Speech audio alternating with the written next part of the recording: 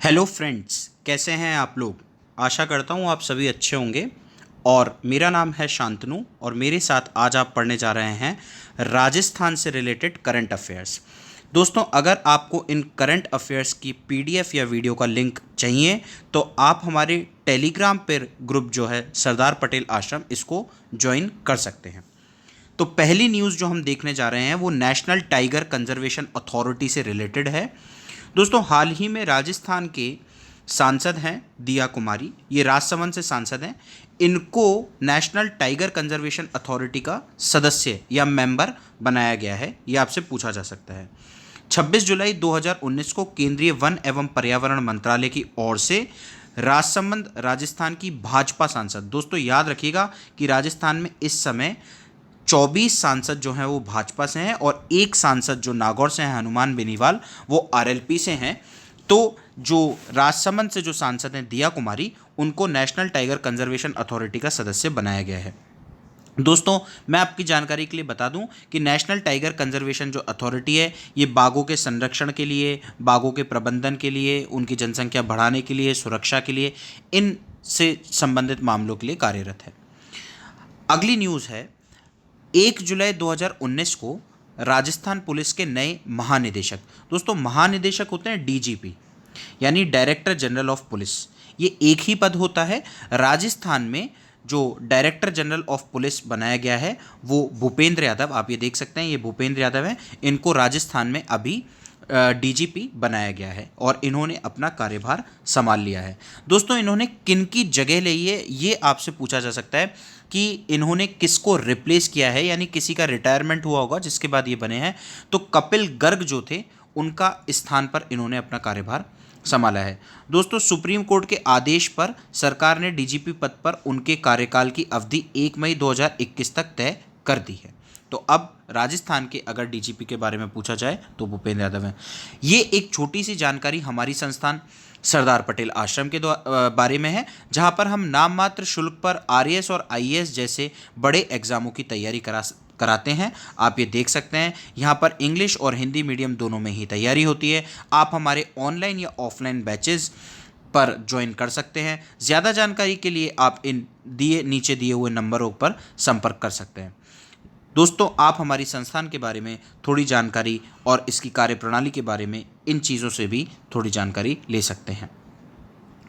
अगली न्यूज़ है संगीता बेनीवाल। जून 2019 में राज्य बाल अधिकार संरक्षण आयोग, जी हाँ दोस्तों, state child rights protection commission की अध्यक्ष पर मनोनीत, यानी इनको बनाया गया है। इनका नाम है संगीता बेनीवाल। अगली न्यूज़ है दोस्तों, बीएसएफ यानी बॉर्डर सिक्योरिटी फोर्स राजस्थान। तो जो राजस्थान में जो बॉर्डर सिक्योरिटी फोर्स है, वहाँ पर नए आईजी नियुक्त हुए हैं, अमित लोधा। ये अमित लोधा जो हैं, ये नए आईजी जो हैं हमारे यहाँ नियुक्त हुए हैं और इन्होंने अनिल पालीवाल का स्थान लिया है। अगली न्यूज़ है दोस्तों, 17वीं लोकसभा, यानी 2019 में जब लोकसभा के मई में जो परिणाम आए और उसमें जो है आपने देखा कि भारतीय जनता पार्टी विजय हुई और उन्होंने अपनी सरकार बनाई। तो कितने ऐसे सांसद हैं जिनको राजस्थान से मंत्री बनाया गया है 17वीं लोकसभा में। ये इस बार की जो लोकसभा है, इसका नंबर आपसे पूछा जा सकता है, ये है 17वीं लोकसभा। तो पहला जो नाम इसमें आ रहा है वो आ रहा है गजेंद्र सिंह शेखावत का। दोस्तों, इनको कैबिनेट का मंत्री बनाया गया है और इनको जो मंत्रालय दिया गया है उसका नाम है जल शक्ति मंत्रालय। तो आपसे पूछा जा सकता है कि जल शक्ति मंत्रालय किसको दिया गया है। वो गजेंद्र सिंह शेखावत हैं जो जल शक्ति मंत्रालय के मंत्री हैं। और मैं आपकी जानकारी के लिए बता दूं कि ये जोधपुर से सांसद हैं। इन्होंने इलेक्शन में अशोक गहलोत के बेटे, जिनका नाम वैभव गहलोत है, उनको इलेक्शन में पराजित किया था।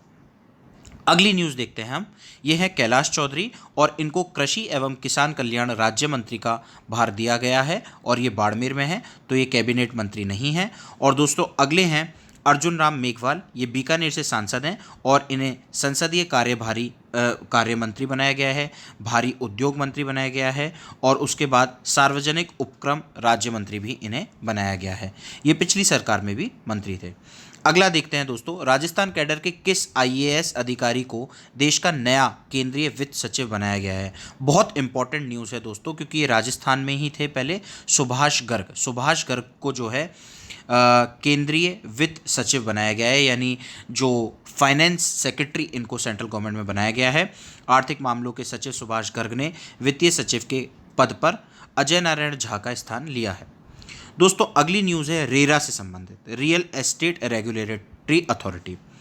इससे संबंधित सवाल आपसे पूछा जा सकता है, लेकिन हम आगे बढ़े इससे पहले मैं आपको थोड़ी सी जानकारी दे देता हूँ। रियल एस्टेट रेगुलेटरी अथॉरिटी जो है दोस्तों, ये क्या काम करती है। बेसिकली आपने देखा होगा कि ये बड़ी बड़ी बिल्डिंग्स बनती हैं, फ्लैट्स वगैरह बनते हैं, इनमें बिल्डर्स लोग ठीक तरीके से काम कर रहे हैं, या फिर कई बार ये होता है कि उनके पोजेशन जो है टाइम पर नहीं दिए गए, या उनसे रिलेटेड कोई भी डिस्प्यूट होते हैं, तो देश में 2017 में एक बना दी गई थी रियल एस्टेट रेगुलेटरी अथॉरिटी, जो इन सब के साथ डील करेगी। तो इसके चेयरमैन जिन्हें बनाया गया है वो है NC गोयल, निहाल चंद गोयल को जो है इसका चेयरमैन बनाया गया है।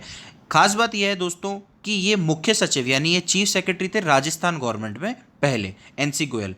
अब लेकिन देश में इनकी जो रेरा, जो ये अपनी राष्ट्रीय संगठन है रियल एस्टेट रेगुलेटरी अथॉरिटी, इसका इन्हें पहला चेयरमैन बना दिया गया है। ये अथॉरिटी मई 2017 में बनी थी और पूर्वजत अभय चतुर्वेदी और राकेश जैन भी रेरा के सदस्य यानी मेंबर्स होंगे। रेरा में NC गोयल चेयरमैन होंगे और इनके साथ इनका जो कार्यकाल है वो 5 वर्ष के लिए होगा, ये आप याद रखिएगा। अगली न्यूज़ है जयपुर स्थित हरिदेव जोशी पत्रकारिता और जनसंचार विश्वविद्यालय का कुलपति। जयपुर में एक यूनिवर्सिटी है हरिदेव जोशी पत्रकारिता और जनसंचार नाम से, और इसका जो कुलपति है वो अभी हमारे पत्रकार हैं ओम थानवी, इनको इसका वाइस चांसलर जो है अभी अभी बनाया गया है। थोड़ी और जानकारी के लिए देख लेते हैं। वरिष्ठ पत्रकार ओम थानवी हरिदेव जोशी पत्रकारिता और जनसंचार विभाग के कुलपति बने हैं। थानवी 3 सालों के लिए इस विश्वविद्यालय यानी यूनिवर्सिटी के कुलपति रहेंगे। वर्ष 2015 में विगत सरकार द्वारा पत्रकारिता विश्वविद्यालय को बंद कर दिया गया था। तो ये जो विश्वविद्यालय था इसको 2015 में बंद कर दिया गया था, लेकिन वर्तमान में इसे दोबारा यानी पुनः इसे शुरू किया गया है और ओम थानवी को इसका जो है कुलपति बनाया गया है। अगला देखते हैं दोस्तों, ये खास न्यूज़ है कि सचिन पायलट हमारे राज्य में जो है 5वें उप मुख्यमंत्री बने। देखिए दोस्तों, ज़रूरी नहीं है कि जब सरकार बनती है, मुख्यमंत्री बनते हैं, तो उस सरकार में कोई उप मुख्यमंत्री हो या ना हो। फिलहाल देश में कई जगह ऐसा देखा जा रहा है कि जहाँ पर उप मुख्यमंत्री का पद का जो है सृजन किया गया है। जैसे आप महाराष्ट्र में देख लीजिए, वहाँ पर अजीत पवार जो है उप मुख्यमंत्री हैं। आप हाल ही में अभी हरियाणा में देख लीजिए, जहाँ पर बीजेपी और दुष्यंत चौटाला की पार्टी का गठबंधन हुआ और फिर दुष्यंत चौटाला को जो है उप मुख्यमंत्री का पद दिया गया है। इसी प्रकार राजस्थान में भी हमारे यहाँ सचिन पायलट इस सरकार में उप मुख्यमंत्री हैं। इससे पहले राजस्थान में 4 और मुख्यमंत्री रह चुके हैं। सचिन पायलट 5वें उप मुख्यमंत्री हैं। ये आपसे पूछा जा सकता है सवाल कि सचिन पायलट जो है राजस्थान के 5वें उप मुख्यमंत्री यानी 5th deputy chief minister. Sachin Pilot को 5वां उप मुख्यमंत्री गहलोत सरकार में 17 दिसंबर 2018 को बनाया गया है। इनसे पहले दोस्तों ये पूछा जा सकता है आपसे, इनसे पहले टीकाराम पालीवाल जो थे वो सबसे पहले हमारे राज्य के उप मुख्यमंत्री थे। आजकल मैं देख रहा हूँ RAS कई बार ये पूछ लेता है कि पहला कौन था, तो टीकाराम पालीवाल जो थे वो पहले उप मुख्यमंत्री थे। उसके बाद हरिशंकर भाबड़ा, बनवारी लाल बैरवा और कमला बेनीवाल जो कि बाद में गुजरात की भी गवर्नर बनी, ये लोग भी जो है उप मुख्यमंत्री रह चुके हैं। तो सचिन पायलट जो है 5वें उप मुख्यमंत्री हैं। यह हमारी राजस्थान की विधानसभा है। और दोस्तों इस विधानसभा में 15वीं विधानसभा है, यानी ये जो विधानसभा चुन के आई ये 15वीं विधानसभा है। इसमें कुल महिलाओं की संख्या कितनी है, तो दोस्तों मैं आपकी जानकारी के लिए बता दूं कि अभी टोटल जो है महिलाएं इस विधानसभा में 25 हैं। टोटल सीट्स जो हैं विधानसभा में वो 200 हैं। 200 में से 25 जो है ये अप्रॉक्सीमेटली 1/8 जो है वो महिलाएं हैं। 11 दिसंबर 2018 को हुई मतगणना पश्चात 15वीं लोकसभा में पहले 23 महिलाएं चुनी गईं। इसके पश्चात फिर 28 जनवरी 2019 को रामगढ़ अलवर में चुनाव हुए। वो चुनाव उस समय नहीं हो पाए थे, दोबारा चुनाव हुए। वहाँ पर साफिया खान चुनी गई, वो 24वीं जो है MLA थी। और उसके बाद अभी हाल ही में कांग्रेस की प्रत्याशी थी रीटा चौधरी मंडावा से, झुंझुनू से, ये अभी जीत के आई हैं। और इस प्रकार 25वीं ये जो है MLA राजस्थान में महिला बनी है। और इसके साथ ही राजस्थान में कुल जो MLA हैं यानी जो विधायक हैं उनमें महिला विधायकों की संख्या 25 हो गई है।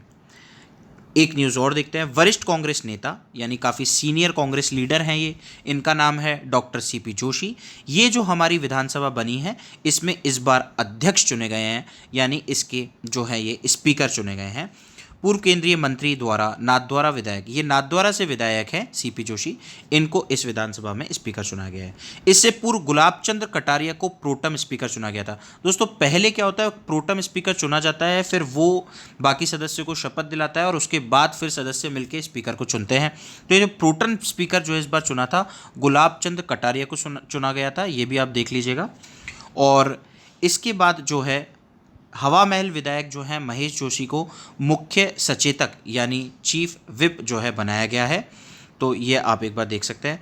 दोस्तों इसी के साथ हम हमारी वीडियो को ख़त्म करते हैं। ये हमारी संस्था सरदार पटेल आश्रम के बारे में जानकारी है। आपको फर्दर ऑनलाइन या ऑफलाइन एग्ज़ाम से रिलेटेड अगर कोई भी डिटेल्स चाहिए तो आप इन नंबर पे कांटेक्ट कर सकते हैं। टेलीग्राम चैनल पर आप हमसे जुड़ सकते हैं। हमारे टेलीग्राम चैनल का नाम है सरदार पटेल आश्रम कोटा। होपफुली आपको ये वीडियो पसंद आया होगा। Thank you very much.